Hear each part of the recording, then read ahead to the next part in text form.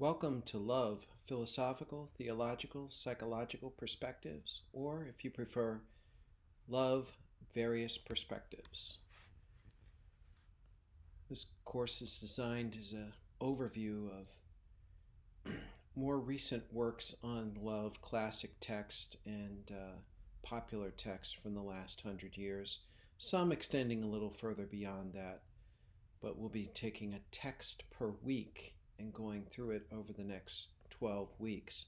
So there'll be 11 chapters and today's introduction.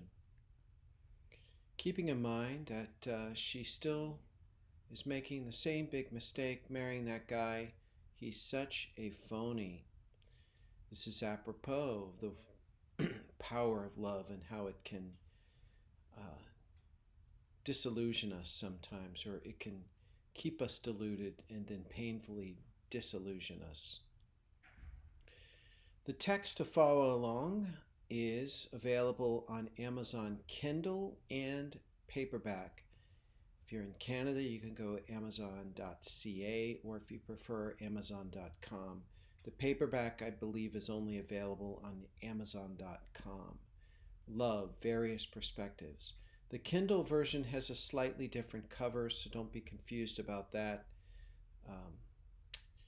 And this has all of the readings you will need for this course. Let's go through a quick course overview. The people we will be consulting.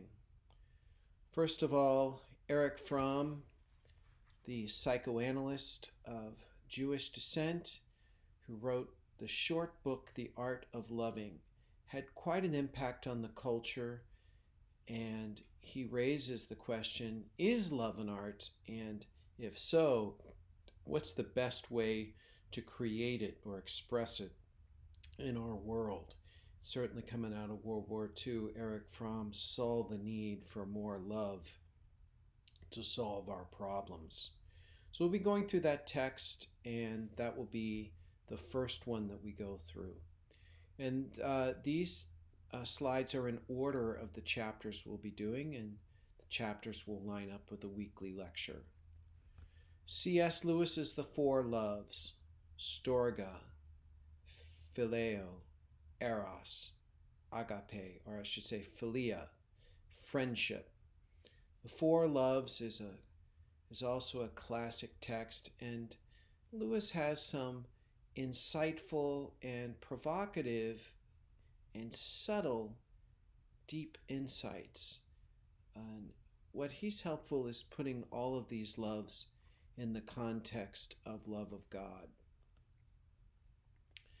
Next, Rosemary Halton, whose book you might not be as familiar with, but she's fresh and she's frank in her analysis of love. She draws on a lot of literary examples in order to make her points. She's not as systematic as some of the other authors, but we draw them out based on her insightful analysis of various literary examples. Moving on to more psychology, Rollo May, in his book Love and Will, he was an existential philosopher, and he will talk about the role of decision in commitment in whom we love. That is also quite a famous text and worthy of study. He's got a section love, he's got a section on will, and then a section on the two of them together, the different parts of the book. Then you're probably most familiar with this book, The Road Less Traveled. I'd like to sell as many copies of a book as he did. M. Scott Peck really did a fresh, honest engagement with love, and he critiques the Western romantic notion of love. His famous quote is there, "Life is difficult." Well, when I read that at age 19, I really didn't want to hear that. But there's a profundity to his truth, almost Buddhist-like. And he gives some a really good helpful definition of love, but also the distortions of it, the neurotic and the conduct disorder. The neurotic blames themselves, the conduct disorder blames other people. You could see what kind of a marriage that would make when you get a blamer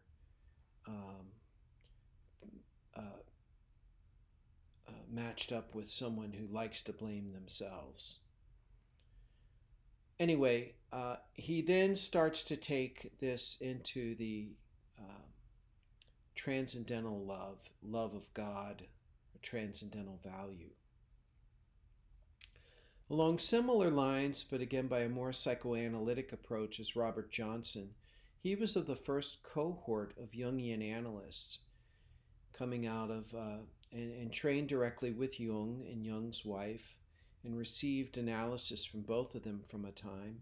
You're probably familiar from the bookshelves his two texts, she and he.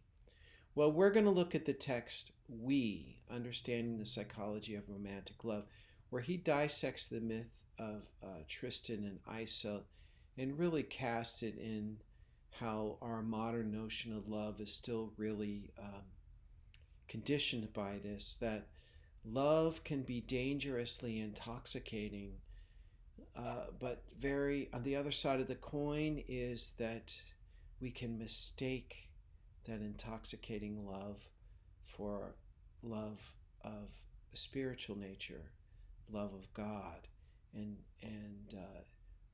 mistaking the two can be disastrous, as you'll see in his analysis of the myth. Next, we will look at Vladimir Soloviev. This thinker from the turn of the 20th century, he died just before the turn of the 20th century. This series of lectures on love, not as easy to get a hold of, but I titled this chapter Opposites Complete because he really emphasized how two lovers and spousal love can be a condition for creating, well, they're portals to each other, to the transcendent. Again, this is over 100 years old, this book, but that whole notion of soulmates is something that you're going to see in Vladimir Soloviev. And so we'll investigate it there and do some analysis. Next, we will look at Buddhist perspectives. To Buddhism, there's a lot of lineages of Buddhism. So we'll look at the Tibetan and the Mahayana tradition, the Vietnamese thinker Thich Nhat Hanh, the Tibetan tradition that's represented by Pema Chodron.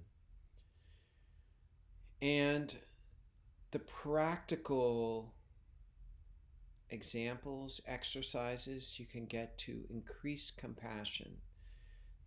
We'll especially look at some exercises for dealing with suffering, transforming suffering and intolerance and fear into an expanded compassion, what Pema Chodron calls in her tradition the bodhicitta, the tender heart.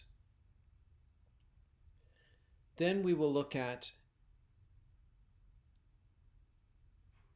the Book of Forgiving by Desmond Tutu and his wife, Pho.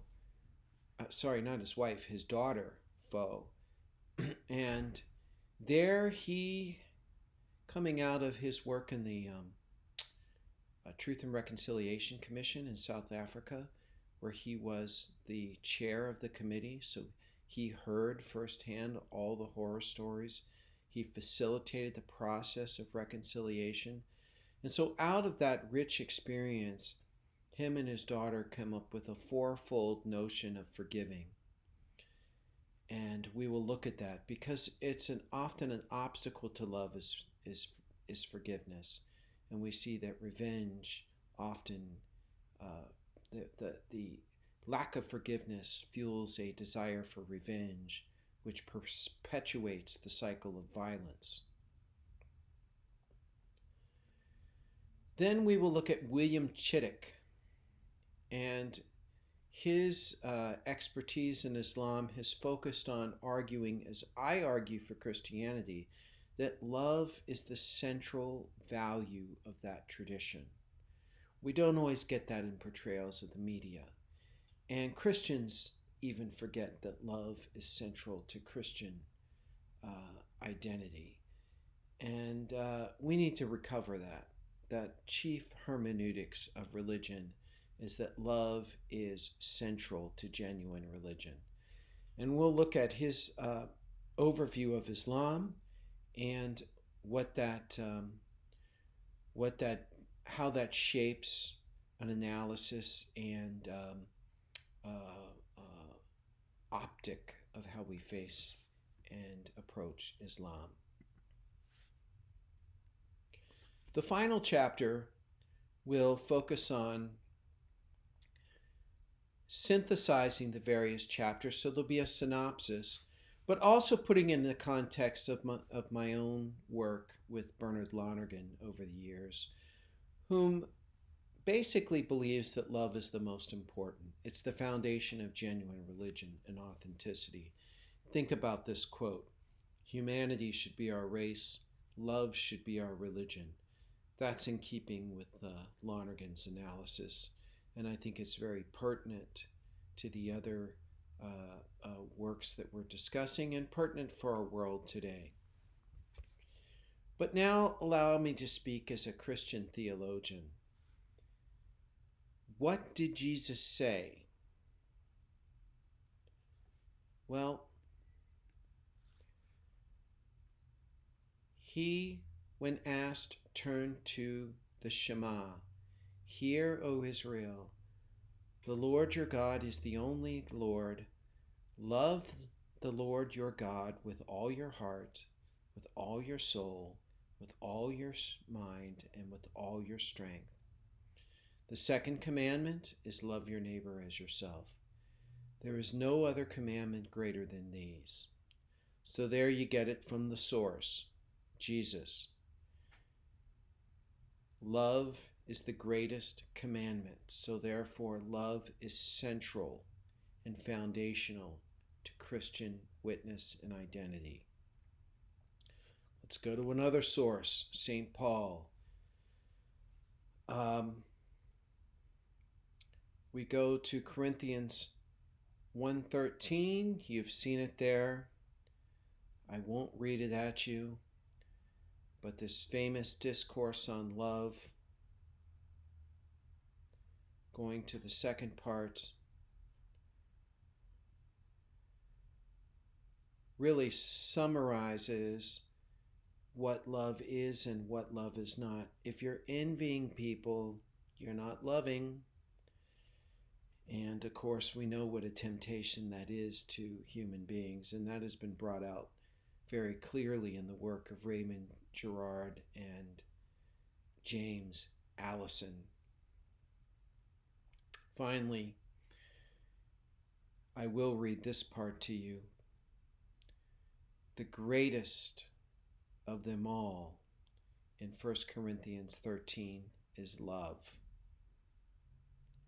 And if you're not convinced that love is the greatest, let's round it off with John 3:16. "For God so loved the world that he gave his only Son, so that everyone who believes in him may not perish but have eternal life. Whoever does not love does not know God, for God is love." So there you have it. Just some small, important evidence that love is central to Christian theology. And so love should be important for not just Christians, but for everyone to study. Because the more we understand it, the more we can practice it.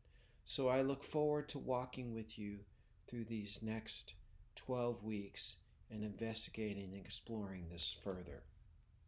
Enjoy the course.